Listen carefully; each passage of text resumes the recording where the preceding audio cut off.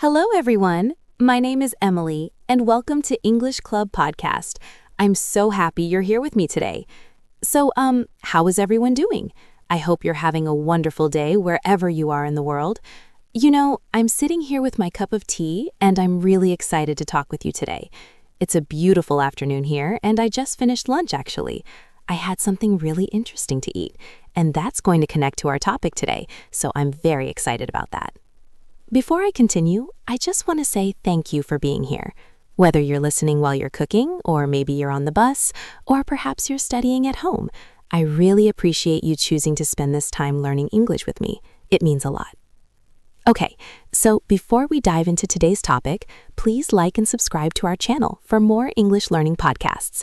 It really helps us create more content for you, and it helps other English learners find us too. So if you're enjoying this podcast, please hit that like button and subscribe. Thank you so much. Now, let me tell you about today's topic. Today, we're going to talk about something that I think is really fun and interesting. We're going to talk about trying new foods. Yes, trying new foods. This is something that connects all of us because everyone eats, right? Everyone has to eat.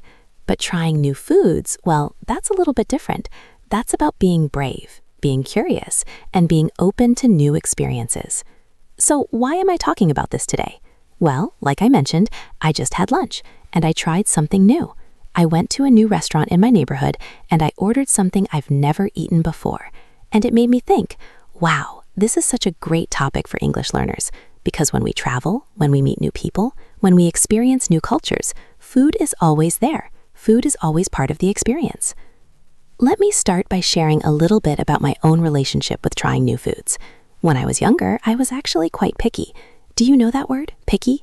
P-I-C-K-Y? Picky means you're very selective about what you eat. You only like certain foods and you don't want to try new things. Yes, that was me when I was a child. I only wanted to eat the same foods every day. My mom used to get so frustrated with me. But as I got older, something changed. I became more curious. I started traveling, I met people from different countries, and I realized that food is such an important part of culture. When you try someone's traditional food, you're not just eating, you're learning about their history, their family, their traditions. It's really beautiful when you think about it that way. So let's talk about some vocabulary first. When we talk about trying new foods, there are some really useful words and phrases you should know. The first one is adventurous. Adventurous means you like to try new things. You like excitement, you're not afraid of new experiences. We can say she's an adventurous eater, which means she likes to try many different foods. Another word is unfamiliar. Unfamiliar means something you don't know, something that's new to you or strange to you. For example, this dish has unfamiliar flavors. That means the taste is different from what you usually eat. Then we have the phrase, step out of your comfort zone. This is a very common expression in English. Your comfort zone is the place where you feel safe and comfortable. When you step out of it, you try something new, something that might make you a little nervous. Trying new foods is definitely stepping out of your comfort zone for many people. We also use the word acquire. We say, acquire a taste for something. This means you learn to like something over time. Maybe the first time you try it, you don't like it, but you try it again, and slowly you start to enjoy it. For example, I acquired a taste for coffee when I was in university. At first, I didn't like it, but now I love it. Okay, so now let me tell you about my lunch today. I went to a Thai restaurant. Have you ever had Thai food? Thai food is from Thailand, and it's known for being very flavorful. It has sweet, sour, salty, and spicy tastes all together. Today, I ordered something called pad thai. Well, actually, pad thai is quite common, so that's not the new thing. But I also ordered a dish with insects. Yes, you heard me right, insects. Now, I know what you're thinking. Emily, insects, really?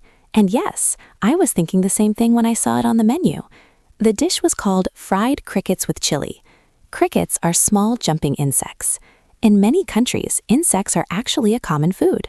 They're high in protein, they're sustainable, and many people say they're delicious. So, how did I feel when I saw this on the menu? Honestly, I felt curious, but also a little bit scared. I thought, should I try this? What if I don't like it? What if the texture is strange? Texture is an important word. Texture means how food feels in your mouth. Is it soft, crunchy, smooth, or chewy? Texture is sometimes more important than taste for some people. But then I thought, you know what, Emily? You always tell your students to be brave and try new things, so you should do the same thing. And that's what I did. I ordered the fried crickets. When the dish arrived, I looked at it for a moment. The crickets were small and crispy, and they were seasoned with chili and lime. They looked kind of like small snacks, actually. I took a deep breath, picked one up with my chopsticks, and I put it in my mouth. And you know what? It was actually good. It was crunchy, salty, and a little bit spicy. The taste was similar to a crunchy snack, kind of like chips or fried shrimp. I was surprised. I thought it would be much stranger, but it wasn't bad at all. Of course, I had to remind myself not to think too much about what I was eating. Sometimes when trying new foods, it's better not to overthink it. This experience made me think about all the times I've tried new foods in my life. Let me share a few more stories with you because I think they'll help you understand why trying new foods can be such a valuable experience. A few years ago, I traveled to Japan. Japan has an amazing food culture. Before I went, everyone told me, Emily, you have to try sushi, you have to try ramen.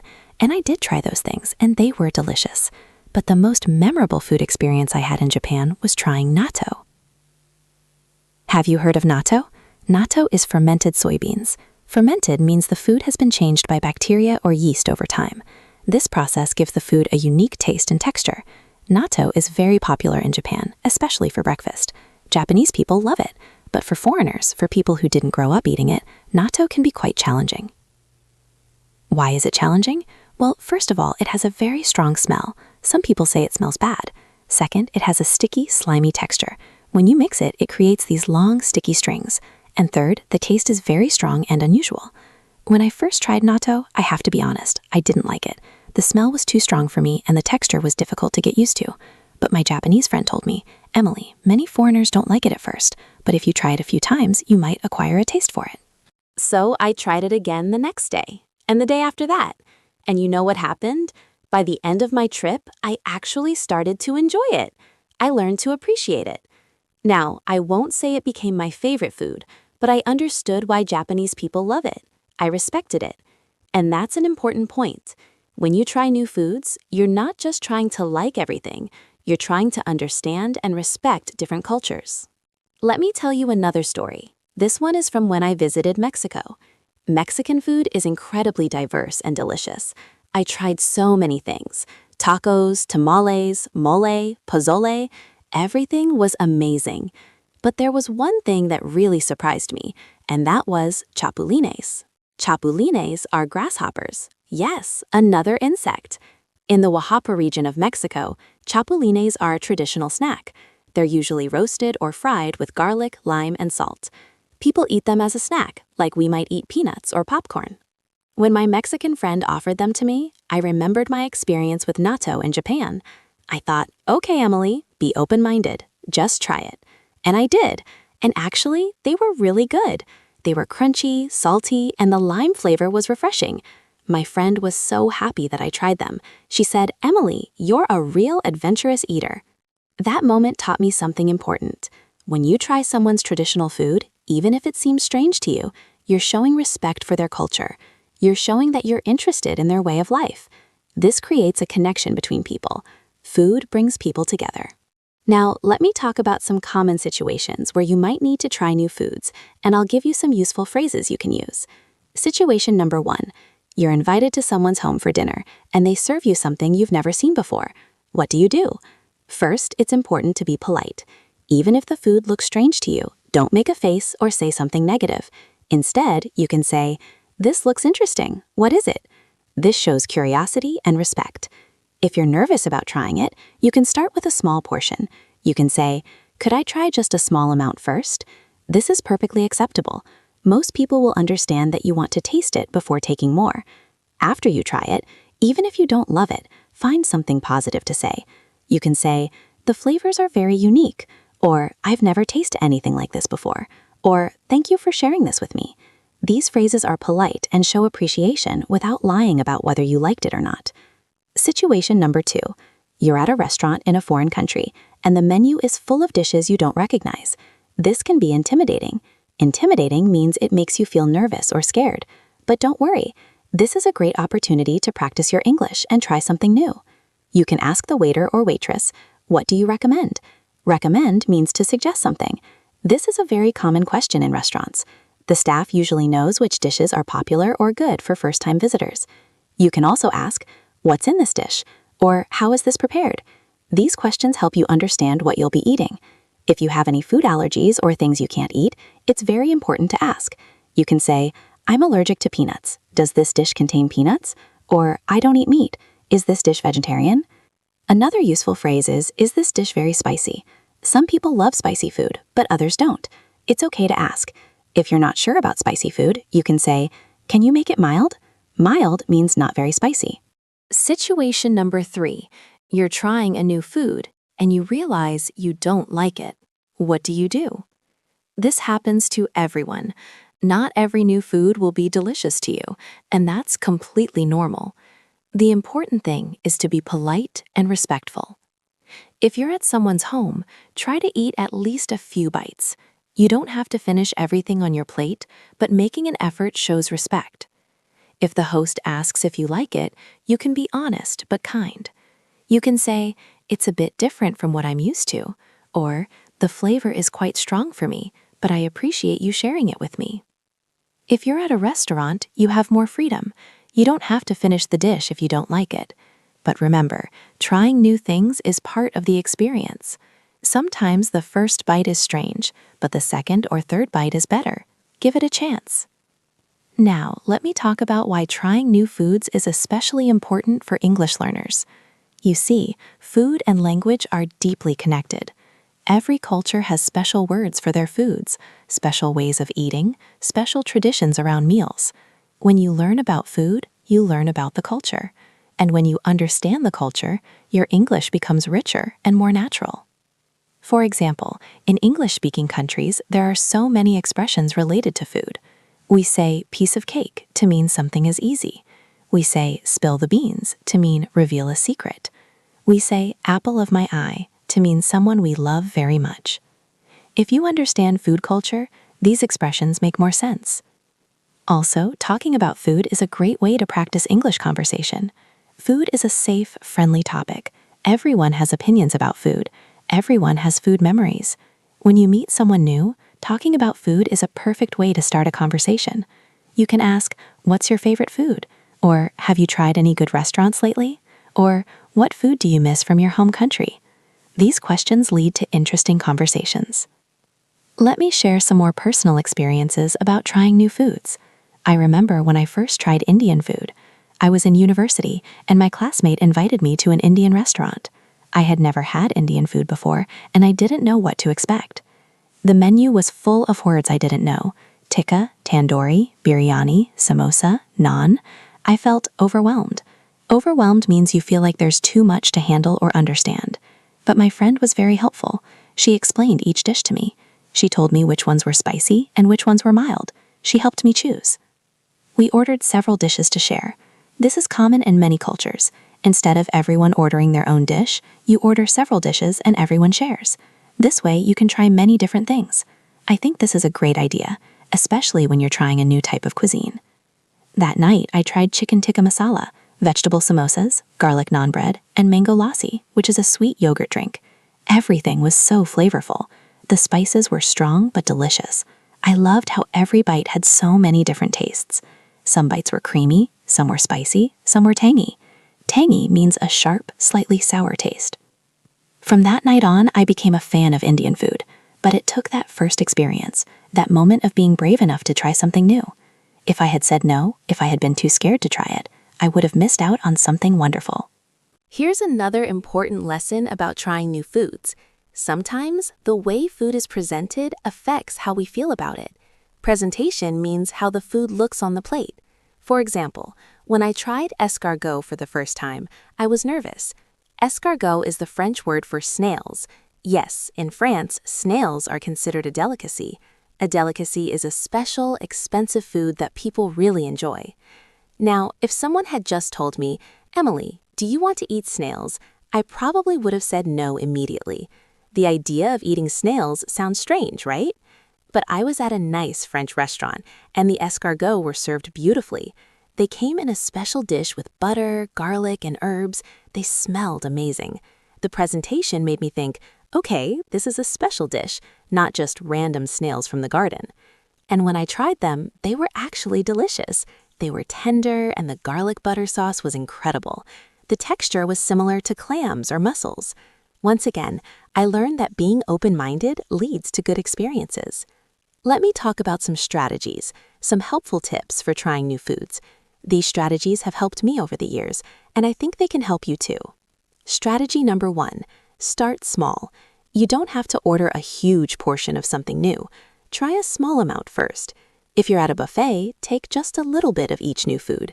If you're ordering at a restaurant, you can order an appetizer instead of a main course. An appetizer is a small dish you eat before the main meal. This way, if you don't like it, you haven't wasted too much food or money. Strategy number 2, go with an open mind.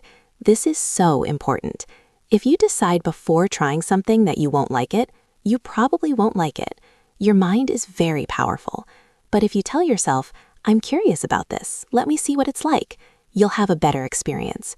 Try not to judge the food before you taste it. Strategy number 3, ask questions.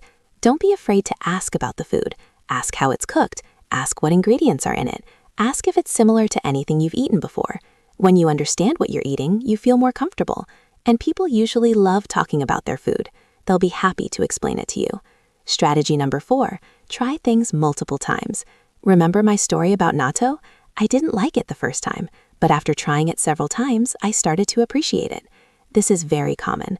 Our taste buds, the parts of our tongue that sense taste, need time to get used to new flavors. Sometimes the second or third time you try something, you like it more. Don't give up after just one try. Strategy number 6, pay attention to how you feel, not just how the food looks. Some foods look unusual, but taste amazing. Our eyes can trick us. We see something that looks different, and we immediately think we won't like it. But taste is separate from appearance. Give your taste buds a chance to experience the food before you decide. Now, let me talk about some psychological aspects of trying new foods. Psychology is the study of the mind and behavior. There's actually a term for the fear of trying new foods. It's called food neophobia. Neophobia means fear of new things. Many people, especially children, have food neophobia. They feel anxious or scared when they see unfamiliar foods. But here's the good news. Food neophobia can be overcome. Overcome means to successfully deal with a problem or difficulty. How do you overcome it? Through exposure. Exposure means experiencing something repeatedly. The more you expose yourself to new foods, the less scary they become. It's like learning to swim or ride a bicycle. At first, it's scary, but with practice, it becomes normal. Scientists have found that our food preferences are shaped by many things: our childhood experiences, our culture, our family traditions, and our willingness to try new things. Some of these factors we can't control, but our willingness, our attitude, is something we can control. I want to encourage you to be brave with food. Think of it as an adventure. Every new food is like opening a door to a new experience. Behind that door might be your new favorite dish. You'll never know unless you try. Let me tell you about a time when trying new food led to a wonderful friendship. A few years ago, I met a woman from Ethiopia at a community event. We started chatting, and she invited me to her home for dinner. She said she would cook traditional Ethiopian food for me. I accepted the invitation because I love trying new things. When I arrived at her house, the smell was incredible. She had prepared a feast. There was injera, which is a spongy flatbread, and several different stews and dishes on top of it. In Ethiopian culture, you eat with your hands, tearing off pieces of injera and using it to scoop up the stews. At first, I wasn't sure about eating with my hands. In my culture, we usually use forks and knives, but I watched my host and I did what she did. It felt strange at first, but then it felt natural and even fun. The food was delicious. There were lentil stews, vegetable dishes, and spicy meat stews. Every flavor was new to me. But more than the food, what I remember most is the warmth and hospitality. Hospitality means the friendly welcome you give to guests. My host was so happy that I was trying her food and embracing her culture. We talked for hours that night. She told me about Ethiopia, about her family, about her journey to this country, and I shared my stories too. That dinner was the beginning of a beautiful friendship. We still meet regularly, and she's taught me so much about Ethiopian culture, language, and of course, food, all because I was willing to try something new. This is what I mean when I say food connects people. When you share a meal with someone, you're not just sharing food. You're sharing time, conversation, laughter, and culture. You're building a bridge between your worlds. Now, I want to address something important. Some people worry about food safety when trying new foods, especially when traveling to other countries. This is a valid concern. Valid means reasonable or acceptable. Food safety is important, and you should be careful. Here are some basic guidelines for food safety when trying new foods. First, make sure the food is cooked properly. Raw or undercooked food can sometimes contain bacteria that make you sick. Second, eat at clean, reputable restaurants. Reputable means having a good reputation, being well-known and trusted. Third, if you have a sensitive stomach, be careful with very spicy foods or foods that are very different from what you usually eat. Start with small amounts. Fourth, always wash your hands before eating. And fifth, if something doesn't look or smell right, trust your instincts and don't eat it. But don't let fear stop you from trying new things. Most of the time, trying new foods is perfectly safe. Millions of people eat these foods every day without any problems. Just use common sense and be reasonably careful. Let me share one more story with you. This one is about a time when I tried durian. Have you heard of durian? It's a fruit from Southeast Asia, and it's famous for being very controversial. Controversial means people have very different opinions about it. Some people absolutely love durian. Other people can't stand it. They think it's the worst thing they've ever tasted. Why is durian so controversial? Because of its smell. Durian has a very strong, distinctive smell. Some people describe it as sweet and pleasant. Other people say it smells like garbage or rotten onions. The smell is so strong that durian is actually banned in many hotels and public transportation in Southeast Asia. Banned means not allowed. I was in Malaysia, and my friend said, "Emily, you have to try durian. It's the king of fruits." I was curious, but also nervous because everyone had warned me about the smell. We went to a fruit market, and I could smell the durian from far away. The smell was very strong and unusual. I can't really describe it. It's not like anything else. When we cut open the durian, the smell became even stronger. Inside, the fruit is creamy and yellow. My friend showed me how to eat it. You take out the soft flesh and eat it. The texture is very creamy, almost like custard. I took a bite. At first, I focused too much on the smell, and it was hard to enjoy the taste. But then I tried to ignore the smell and just focus on the flavor. And you know what? The flavor was actually sweet and complex. It had notes of caramel, vanilla, and something else I couldn't identify. The texture was smooth and rich. Did I love it? Honestly, I'm still not sure. It was such a unique experience. I can understand why some people love it and why others hate it. For me, it was somewhere in between. But I'm so glad I tried it. Now, when people talk about durian, I can say, yes, I've tried it. I have my own opinion based on my own experience. That's another important point. When you try new foods, you form your own opinions. You don't have to rely on what other people say. You can make your own judgments based on your own taste. This is empowering. Empowering means it gives you confidence and control. Let's talk about some specific vocabulary related to taste and flavor. This vocabulary will help you describe foods when you try them. When we describe taste, we usually talk about 5 basic tastes: sweet, salty, sour, bitter, and umami. Sweet is the taste of sugar, honey, or ripe fruit. Most people enjoy sweet flavors. Salty is the taste of salt. We need some salt in our diet, and many foods are enhanced by a little salt. Sour is the sharp, tangy taste of lemons, vinegar, or yogurt.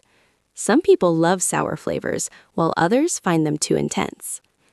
Bitter is the taste of coffee, dark chocolate, or some vegetables like kale. Bitter flavors can be an acquired taste. And umami. This is a Japanese word that means savory or meaty. Umami is the taste of mushrooms, soy sauce, aged cheese, or meat broth. When you try a new food, you can describe which of these tastes you notice. For example, this dish is sweet and salty, or this has a sour and umami flavor. This helps you communicate about food in English. We also talk about flavor intensity. Intensity means how strong something is. We can say a flavor is mild, medium, or strong. We can say it's subtle, which means gentle and not obvious, or bold, which means strong and noticeable. Texture is another important aspect of food. I mentioned this earlier, but let me give you more vocabulary. Foods can be crunchy, like chips or raw vegetables. They can be crispy, like fried chicken or bacon. They can be soft, like bread or mashed potatoes. They can be creamy, like ice cream or yogurt. They can be chewy, like some types of meat or candy. They can be tender, which means soft and easy to bite. They can be juicy, full of liquid like a ripe peach. They can be dry, lacking moisture. They can be sticky, like honey or syrup. And they can be smooth or rough. When you describe food, using these texture words makes your description much more interesting and accurate. For example, instead of just saying the food was good, you can say the chicken was tender and juicy with a crispy skin. The sauce was smooth and creamy with a sweet and tangy flavor. See how much more descriptive that is? Now let me give you some common phrases we use when talking about trying new foods in English. These phrases will be very useful for you. When you want to be polite about trying something, I'd love to try that. May I have a taste? That looks interesting. What is it? I've never had this before. I'm excited to try it. When you're eating and enjoying the food, this is delicious. This is really good. I love the flavor. The seasoning is perfect. This is surprisingly good. Use this when you didn't expect to like it, but you do. When you're not sure about the food, it's interesting. This is a polite way to say you're not sure if you like it. It's quite different from what I'm used to. The flavor is very unique. It's an acquired taste. When you want to be honest but polite about not liking something, it's not really my favorite. It's a bit too spicy for me. I think I prefer milder flavors. It's interesting, but I'm not sure it's for me. When you want to ask questions, what's in this dish? How do you make this? What does it taste like? Is this a traditional dish? What do you usually eat this with? These phrases will help you navigate food situations in English with confidence and politeness. I want to talk about food and travel, because this is where trying new foods becomes really important. When you travel to a new country, food is often one of the most memorable parts of the experience. Some of my strongest travel memories are connected to food. When you travel, I encourage you to be adventurous with food. Don't just go to familiar chain restaurants. Try local restaurants, street food, markets, and traditional dishes. This is how you really experience a culture. Street food is especially interesting. Street food means food sold by vendors on the street or in outdoor markets. Many people worry about street food safety, but in most cases, street food is fresh and delicious. Look for vendors that have long lines of local people waiting. If local people trust the food, it's usually safe. I've had some of my best food experiences from street vendors. Tacos from a street cart in Mexico City, pad thai from a night market in Bangkok, crepes from a street vendor in Paris, gyros from a small shop in Athens. These meals were inexpensive, delicious, and authentic. Authentic means real and genuine, not fake or touristy. When you try street food, you also get to interact with local people. You can practice your English with the vendor. You can watch how they prepare the food. You can see what local people are eating. It's a cultural education as much as a meal. Let me share some tips for ordering food when you're traveling and trying to use English. First, learn a few basic phrases before you go. Even if you're in an English-speaking country, regional accents and local terms can be confusing. Practice phrases like, I'd like to order, can I have, what do you recommend, and how much is this? Second, don't be afraid to point. If you see something that looks good and you're not sure what it's called, you can point to it and say, I'd like that, please. Or you can point at someone else's meal and say, I'll have what they're having. This is perfectly acceptable.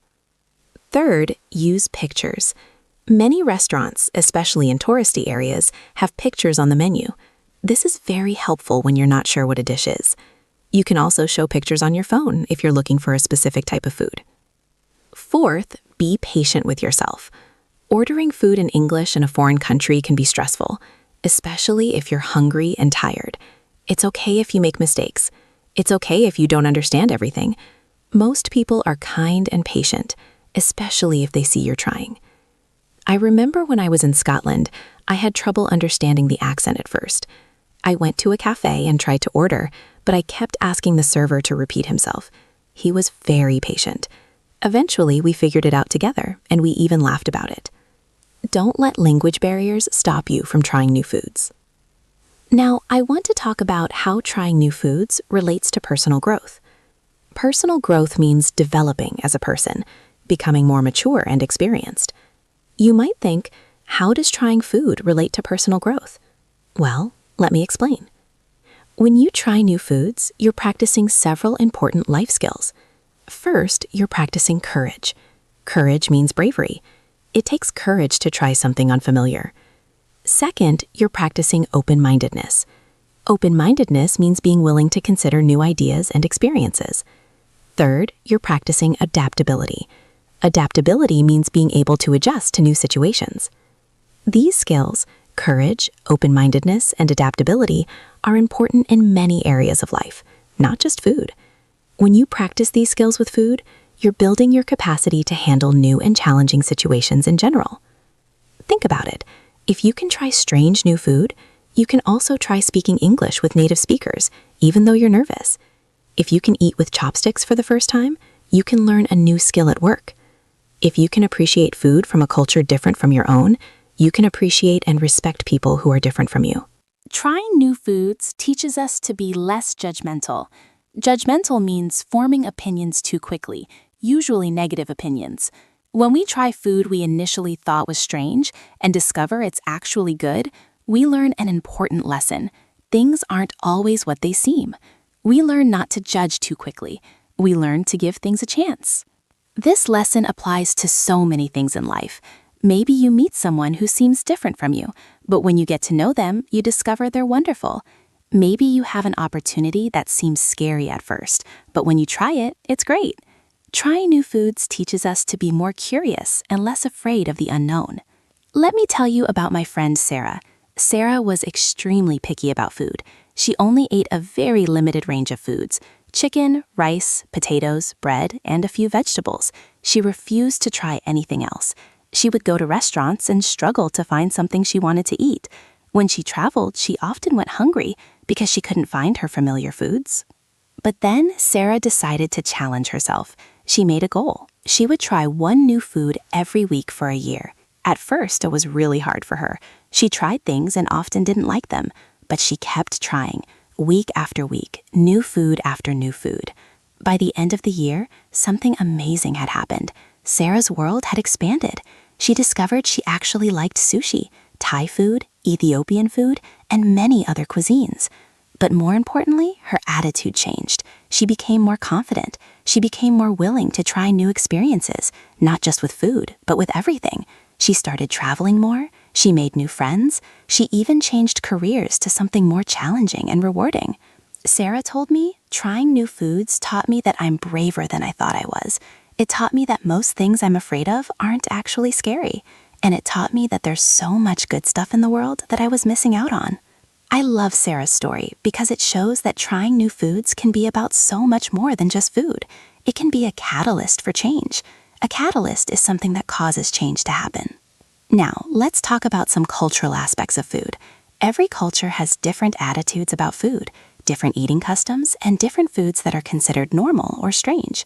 Understanding these differences is important, especially if you want to communicate well in English with people from different cultures. In some cultures, eating with your hands is normal and even preferred. In other cultures, it's considered impolite.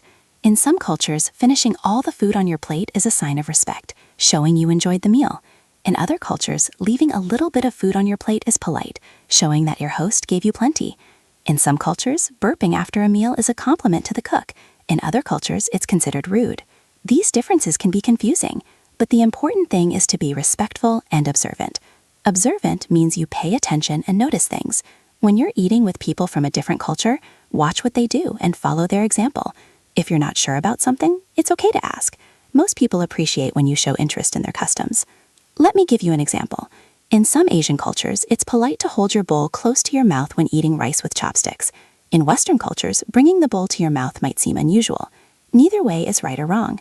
They're just different customs. When you're aware of these differences, you can adapt to different situations. Food etiquette, which means the rules of polite behavior around food, varies greatly around the world.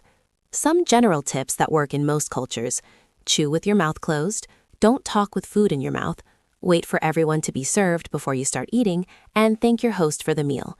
These are almost universally polite. I want to spend some time talking about specific types of cuisines and some common foods you might encounter when trying new things. This will give you vocabulary and background knowledge. Let's start with Asian cuisines. Asian food is incredibly diverse because Asia is such a huge continent with many different countries and cultures. Chinese food, for example, varies greatly depending on the region. Cantonese food from southern China is often milder and features fresh ingredients like seafood and vegetables. Sichuan food from southwestern China is famous for being very spicy, with a unique numbing sensation from Sichuan peppercorns. Northern Chinese food often includes wheat-based dishes like noodles and dumplings. Japanese food emphasizes fresh, seasonal ingredients and beautiful presentation. Sushi and sashimi are raw fish dishes that many Westerners find intimidating at first, but often grow to love. Japanese food also includes tempura, which is lightly battered and fried vegetables or seafood, ramen noodles and broth, and many other dishes. Korean food is known for its bold flavors and fermented foods. Kimchi, fermented spicy cabbage, is a staple in Korean cuisine. Korean barbecue, where you grill meat at your table, is a fun and social dining experience. Many Korean dishes are spicy, but there are also milder options. Thai food balances sweet, sour, salty, and spicy flavors. Common ingredients include lemongrass, coconut milk, fish sauce, and fresh herbs like cilantro and basil. Thai food can be very spicy, but you can always ask for dishes to be made mild. Indian cuisine is extremely diverse, with different regions having completely different styles of cooking. Northern Indian food often features cream-based curries and tandoori dishes cooked in a clay oven. Southern Indian food includes more rice dishes, dosas, thin crepes, and coconut-based curries. Indian food uses many spices, but not all Indian food is spicy hot. The spices create complex, layered flavors. Middle Eastern food includes cuisines from countries like Lebanon, Turkey, Israel, and Iran. Common dishes include hummus, a chickpea spread, falafel, which are fried chickpea balls, shawarma, grilled meat, and various types of flatbreads. Middle Eastern food often includes lots of vegetables, olive oil, and herbs. Latin American cuisines vary greatly from Mexico to Argentina. Mexican food features corn, beans, chilies, and fresh vegetables. Tacos, tamales, and enchiladas are well-known dishes. South American cuisines like Peruvian and Argentinian have their own unique characteristics. Peruvian food, for example, includes lots of seafood and unique ingredients like quinoa and potatoes. African cuisines are incredibly diverse and often underrepresented in the global food scene. West African food might include jollof rice, a flavorful tomato-based rice dish. North African food features dishes like tagine and couscous. East African food includes injera and various stews, as I mentioned earlier with Ethiopian food. European cuisines are also very varied. Mediterranean food from Italy, Greece, and southern France emphasizes fresh vegetables, olive oil, seafood, and herbs. Northern European food from countries like Germany and Poland often includes meat, potatoes, and hearty breads. French cuisine is famous for its techniques and rich flavors. Spanish food includes tapas, paella, and many seafood dishes. Knowing a bit about these different cuisines helps you be more confident when trying new foods. You have context. You have some idea of what to expect. This makes the experience less intimidating. Let me talk about some specific ingredients or foods that people often find challenging, but that are actually very popular in various cultures. We've already discussed insects, which are eaten in many parts of the world. Other challenging foods might include organ meats, like liver, kidneys, or heart. These are very nutritious and delicious when prepared well, but many people from Western cultures aren't used to them.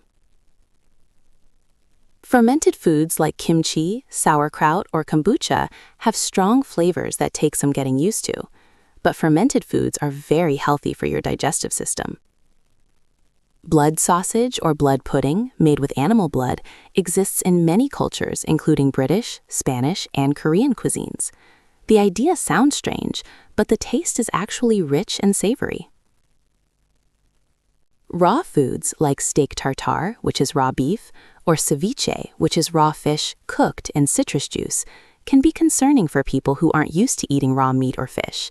But when prepared properly with fresh, high-quality ingredients, these dishes are safe and delicious. Very spicy foods can be a challenge. Some people love spicy food, while others can't handle any heat at all. If you're not used to spicy food but want to try it, start with mild dishes and gradually work your way up. Your tolerance for spicy food can actually increase over time as your taste buds adapt.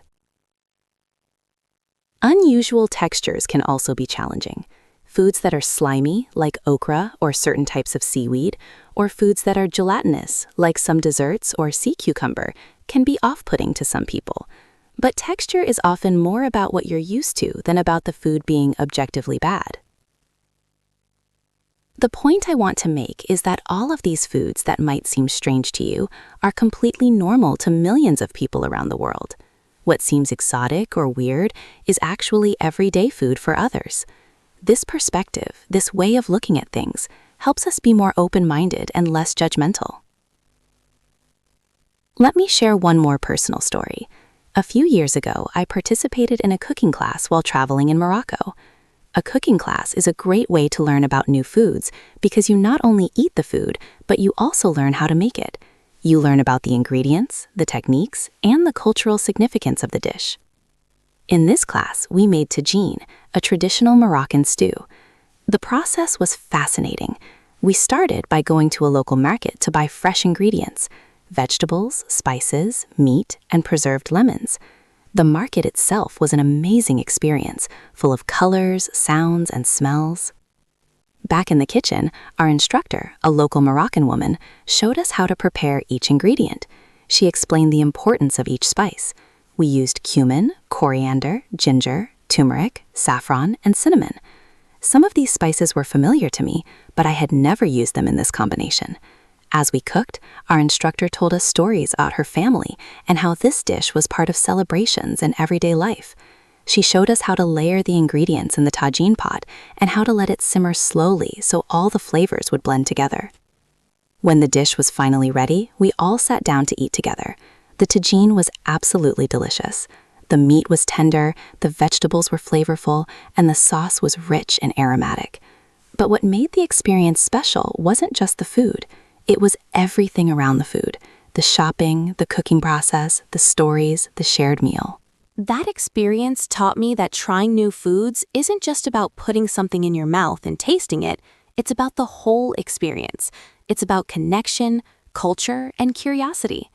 This is why I encourage you, as English learners, to be adventurous with food. Every new food experience is an opportunity to practice English, to learn about culture, and to grow as a person. When you try food from English-speaking countries, you're connecting with those cultures. When you try food from any culture and discuss it in English, you're practicing valuable conversation skills. Think about all the conversations you can have around food. You can describe tastes and textures. You can share your experiences. You can ask for recommendations.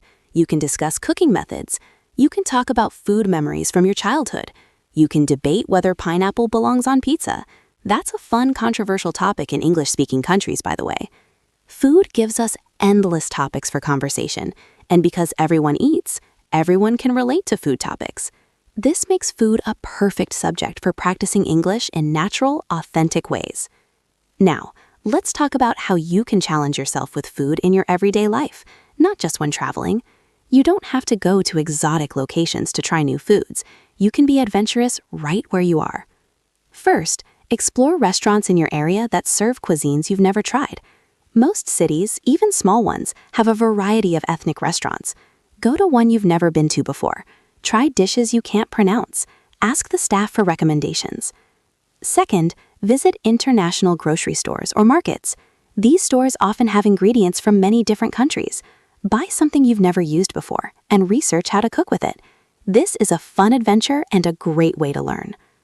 Third, try cooking recipes from different cultures at home. You can find recipes online, in cookbooks, or by asking friends from different backgrounds. Cooking a dish yourself gives you a deeper appreciation for it. You understand the time, effort, and skill that goes into it. Fourth, attend food festivals or cultural events in your community. Many communities have events celebrating different cultures, and food is always a big part of these events. This is a wonderful way to try many different foods in one place and to meet people from diverse backgrounds. Fifth, challenge yourself with a new food goal. Like my friend Sarah, you could commit to trying one new food per week or per month. Keep a journal of what you try and your thoughts about each food. This makes it a fun project and helps you track your progress. Sixth, watch cooking shows or food travel shows in English. This is a great way to improve your English while learning about food. You'll hear food vocabulary, cooking terms, and descriptions of flavors. You'll also see how native English speakers talk about food. Seventh, join a cooking club or food group. Many communities have groups where people who love food get together to cook, eat, and discuss food. This is a perfect opportunity to practice English, make friends, and try new foods all at once. I want to address something important. Some people have dietary restrictions for health, religious, or ethical reasons. If you're vegetarian, vegan, have allergies, or follow religious dietary laws, trying new foods can be more complicated, but it's still possible and still valuable. If you have restrictions, the key is to communicate clearly about what you can and cannot eat. Learn the English words for your restrictions. For example, I'm vegetarian, so I don't eat meat or fish. Or, I'm allergic to shellfish, so I can't eat shrimp, crab, or lobster. Or, I follow halal dietary laws. Most restaurants and hosts are happy to accommodate dietary restrictions if you explain them clearly. Don't feel embarrassed or apologetic about your restrictions. They're part of who you are, and respecting them is important.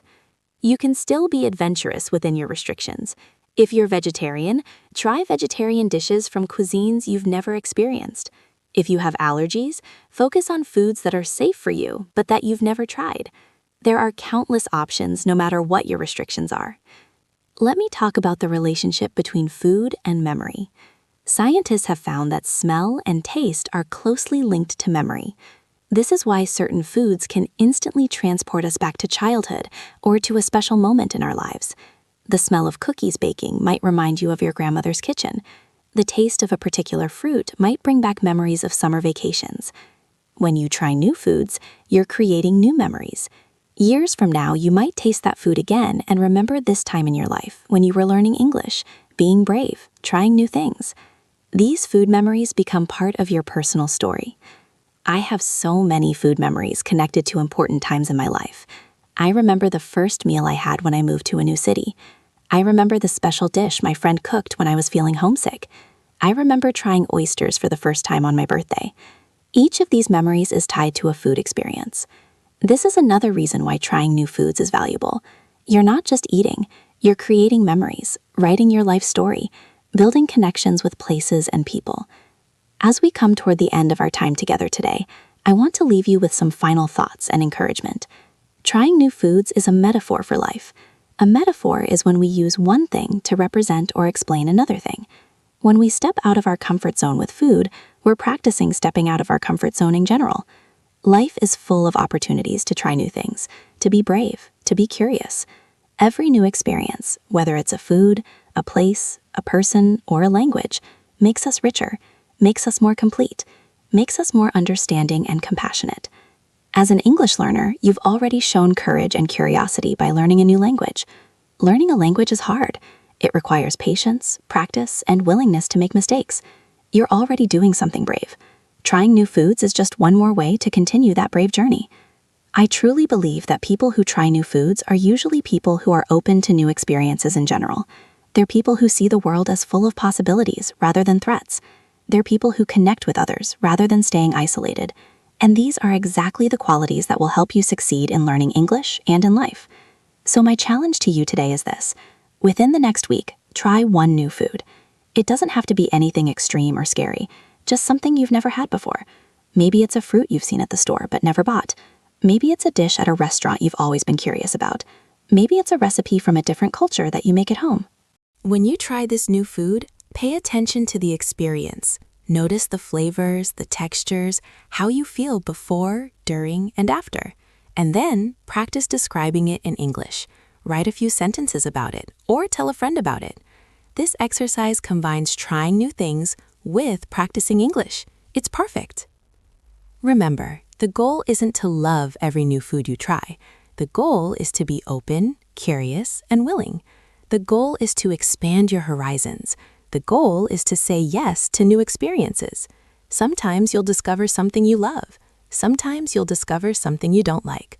Both outcomes are valuable because both teach you something about yourself and the world. I want to thank you so much for spending this time with me today. I hope I've encouraged you to be more adventurous with food. I hope I've given you some useful vocabulary and phrases for talking about food in English.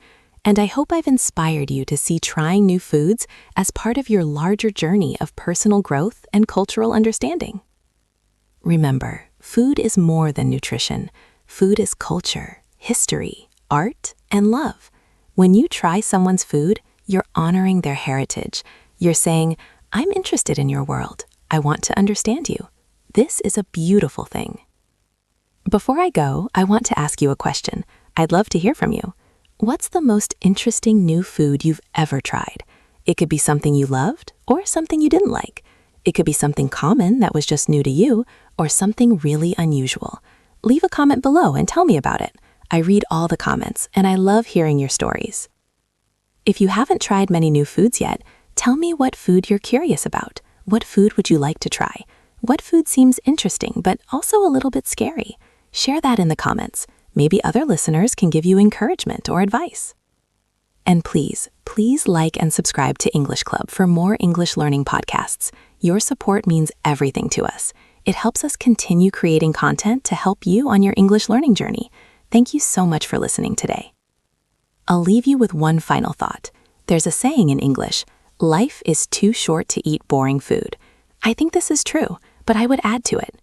Life is too short to be afraid of new experiences. Life is too short to stay in your comfort zone forever. Life is too full of wonderful, amazing, delicious things to miss out on them because of fear. So go out there and try something new. Be brave, be curious, be open. You might just discover your new favorite food, or you might discover something even more important. You might discover that you're braver and more adventurous than you thought you were. Thank you again for being here with me today. Keep practicing your English. Keep trying new things. Keep growing. I'm so proud of you for being on this journey. See you in the next episode. Goodbye.